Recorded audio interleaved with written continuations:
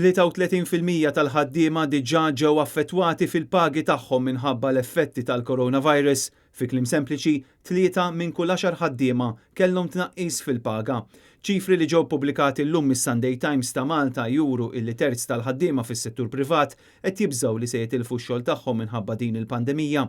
Din il-ġimgħa l-Aġenzija Fitch bassret illi dawk illi se jkunu bla xogħol se jiżdiedu għal 6.1% sal-aħħar tas-sena. Il-Kamra tal-Kummerċ qed tistma' illi dawn is-sensi jafu jitilgħu għal eluf. Kejl tal-telf ta' impjiegi kien naqas, però kien naqas għal 25,000. 25,000 mhux numru żgħir laqas. Effettivament minħabba l-COVID-19 sissa diġà tilfu l-impjieg tagħhom madwar 800 persuna. Kelmu fuq dak li huwa unemployment qed nitkellmu madwar li ġew redundant biex ngħidulhom hekk nitkellmu madwar 700-800. L-istħarriġ tat-Times jindika li f'każ li l-pandemija ttawwal sa wara s-sajf l-inkwiet dwar il-jobs jiżdied fost 4 minn kull 10 ħaddiema.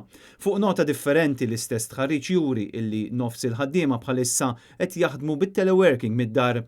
Fost dawk impjegati mas-settur pubbliku huma biss 12% li qed jibżgħu li jitilfu xogħolhom. Robert Cremona, Net News.